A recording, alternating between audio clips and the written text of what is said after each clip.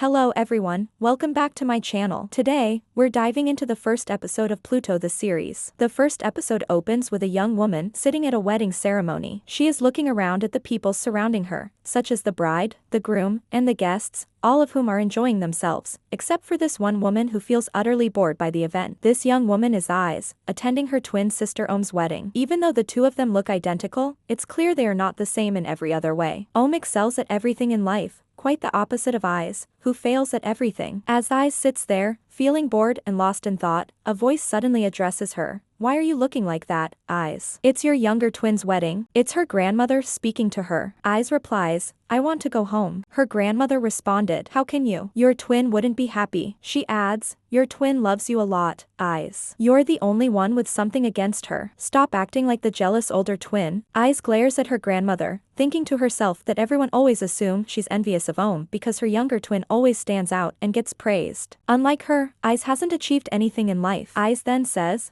"I'll leave so that you feel better. If I stay, I'll just keep making snide comments." Her grandmother tries to stop her from leaving and apologizes for speaking harshly to her. She begs Eyes to stay for Ohm because it's a special day for her. However, Eyes still insists on going home, feeling that her presence at the event is insignificant. She and her twin sister are not as close as other siblings. Her grandmother then said, "It's only you who doesn't like your twin. Ohm loves you a lot. She really wanted you to come today. You're important to her, don't you know that?" But Eyes believes that Ohm only wants her there so people can compare the two of them, praising Ohm while mocking Eyes. Ohm and Eyes are twins, but unlike most twins, they are very different. The major difference between them is that Eyes feels envious of her younger twin, who has accomplished so much, while Eyes has done nothing. Eyes graduated many years later than her peers and has been unemployed, staying at home for the past 2 years. Ohm, on the other hand, is thriving. She graduated at the top of her class, is remarkably beautiful, and even though they look identical, Ohm managed to complete her bachelor's degree in 3.5 years and landed a great job with a salary of $1,500. She's also building a family with the owner of the airline she works for. Meanwhile, Eyes has nothing, not even a job. Eyes earned her bachelor's degree at nearly 30 from a public university, one that even senior citizens attend. Her degree is common, and her grades were unremarkable. In her younger years, she wasn't a good child and often caused trouble for her family. The wedding ceremony continues, leading to an after-party at night. Ohm's friends and the groom are dancing joyfully to celebrate. Eyes, still eager to leave, cannot go just yet. Aren't they going to do the bedding ceremony? With all this dancing, when will they have time to make babies? And the groom is drinking like water. He's going to puke in the middle of it. We won't even know who's pregnant, the bride or the groom, Eyes remarks. Her grandmother, unable to tolerate her comments any longer, lightly hits her arm. Eyes is someone who always says exactly what she thinks. Her mother then tells Eyes to be patient, as the event is almost over. Finally, the ceremony ended, and Eyes was relieved that she could finally go home. But just as she was about to leave, Ohm walked up to her and asked if they could talk privately. Eyes was startled because Ohm seemed anxious and hurried. When they reached a quiet spot,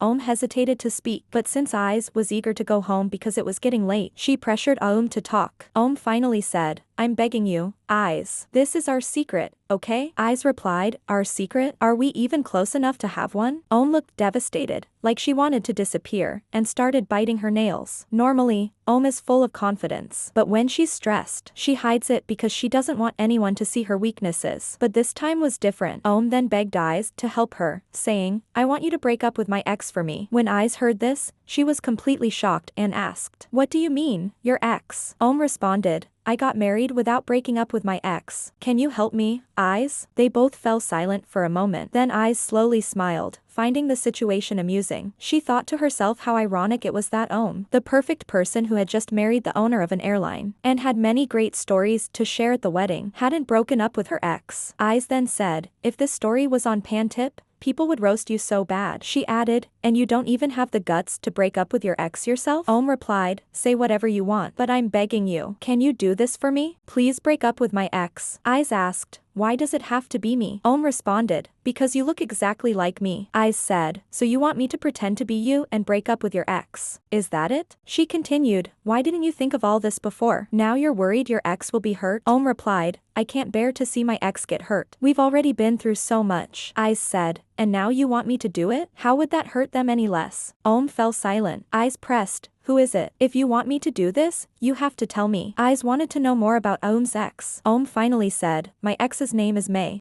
After their conversation ended, Eyes went home. She thought she could finally relax in peace, but as she rested, she couldn't stop thinking about what Ohm had asked her. She kept replaying Ohm's words in her head, particularly the name May. She wondered, what kind of guy is named May? And if she broke up with May, what would May's reaction be? As Eyes was about to fall asleep, she suddenly heard a voice waking her up. She checked the time. It was only 2 a.m. Eyes saw that it was her mother who had woken her, and she noticed that her grandmother looked worried and panicked. Her grandmother said, "Hurry, get up. We need to go see Ohm." Eyes, confused, said, "Why? It's her wedding night. It's not right to disturb her." Her grandmother then burst into tears. Eyes, seeing her grandmother's distress, realized something was wrong and asked, "What happened? What's going on with Ohm?" Her grandmother replied, "Ohm was in a car accident. She's in the hospital now, and we need to go see her." They quickly rushed to the hospital. When Eyes and her grandmother arrived at the hospital, the air was thick with dread. Eyes' grandmother, her voice trembling, began to explain what had happened. They stayed at the hotel after the wedding, but the groom got hungry and decided they should drive to the mart. Maybe they were careless, or maybe they had too much to drink. That's when it happened. The car flipped off the road. Eyes sat there, her mind reeling. The picture of her sister's wedding, the laughter, the dancing, just hours ago, now shattered by this devastating news. They waited anxiously outside the operating room, surrounded by both the groom's and bride's families, who were also caught between hope and despair. Eyes couldn't stop thinking about Ohm, her perfect, confident twin. How could something like this happen to her? It felt unreal. After what seemed like an eternity, the doctor emerged from the operating room. The tension was palpable as everyone hurried over, desperate for answers. The doctor hesitated for a moment, his face heavy with the weight of the news he had to deliver. Both patients were brought in with severe injuries. He began, looking uncomfortable as he tried to soften the blow. The male patient, he was pronounced dead at 5:12 a.m. A wave of grief erupted from the groom's family. Screams, sobs, and the sound of hearts breaking filled the hospital corridor. Eyes stood frozen, unable to react. Her eyes darted to her grandmother, who collapsed to the ground, overwhelmed by the news. But there was more to come. The doctor continued, "As for the female patient,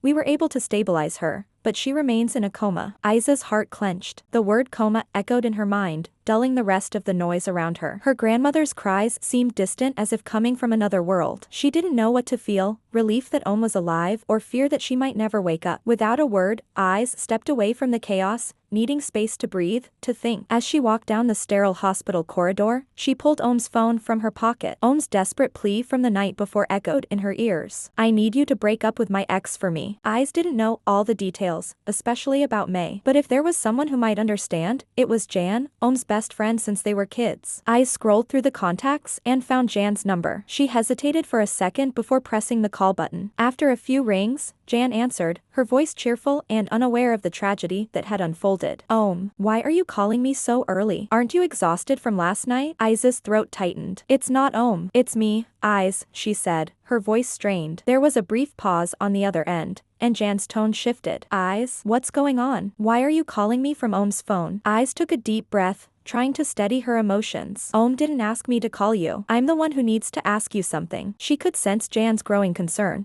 Eyes then told Jan the truth. Ohm had been in a car accident and had asked her to break up with her ex, May. Eyes wanted to know where May lived since Jan was Ohm's best friend and might know. Hearing this, Jan was shocked but quickly told Eyes that May lived somewhere in the Sadhorn area. Eyes then said, "I'll come pick you up, and we can go break up with Ohm's ex together." Later, Eyes and Jan arrived at May's house. Its grand structure immediately intimidating. The high walls and strict security gave it the feel of a fortress. Eyes couldn't help but joke, her voice betraying her nerves. If Ohm's ex is this rich, why would she want to break up with her? She mused. Then, with a short laugh, added, "Maybe the groom's even wealthier, he owns an airline, after all." For a brief moment, she forgot the gravity of the situation, her twin, lying unconscious in the hospital. When they reached the gate, the guards, mistaking Eyes for Ohm, waved them through. Jan, however, didn't follow her inside. "Go in alone," she urged Eyes. "I'll wait here." Eyes was taken aback. "What do you mean? How will I know who May is?" But Jan simply gave her a look, and reluctantly, Eyes followed the servant into the house. Inside, Eyes felt a mixture of apprehension and curiosity. When a beautiful woman descended the stairs, she immediately knew it was May. Her heart raced as May, with an aura of familiarity, asked, "Is that Ohm?" But Eyes quickly realized May couldn't see her. The woman approached,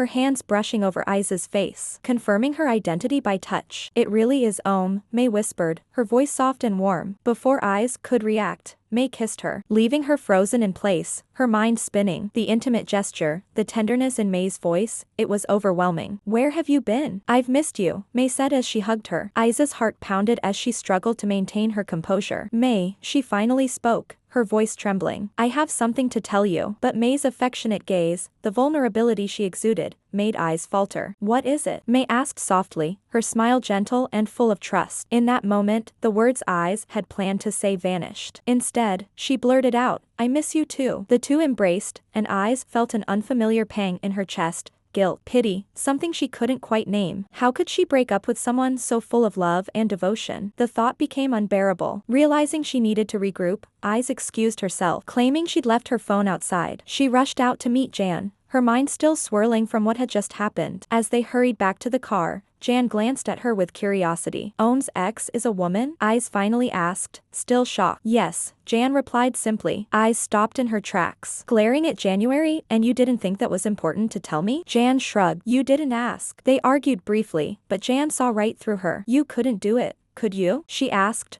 her voice gentle. Ai sighed heavily, running her hands through her hair. No, she admitted. I couldn't. Now I understand why Ohm's been dragging this on. Maze, she's blind. How do you break someone's heart when they can't even see it coming? Jan nodded, understanding. It's not just that she's blind. May loves Ohm with all her heart. And now you know why Ohm couldn't do it either. Ai's, still dazed, said quietly. I thought it was a guy. I was just going to say it and leave, but now, it's different. She paused, her voice softening. It's too heartbreaking. Jan studied Ai for a moment. You seem to really care about her. Ai scoffed, trying to brush off her emotions. How can you not? She replied, though the depth of her own words surprised her. Jan then asked, what or who do you typically care about? Ai blinked, caught off guard by the question. What do you mean? Jan pressed. Why do you think Ohm asked you to do it? Ai shrugged, feeling unsure. Because I look like her? Jan nodded but continued, that's part of it. But another reason is that you know how to say no without letting it crush you. You're not easily swayed by other people's emotions. How many guys have you broken up with? Ai shot her a glare, muttering under her breath. What's Ohm been telling you? She shook her head, irritated. You know too much. Jan grinned. No one is better suited for this task than you. That's all I'm saying.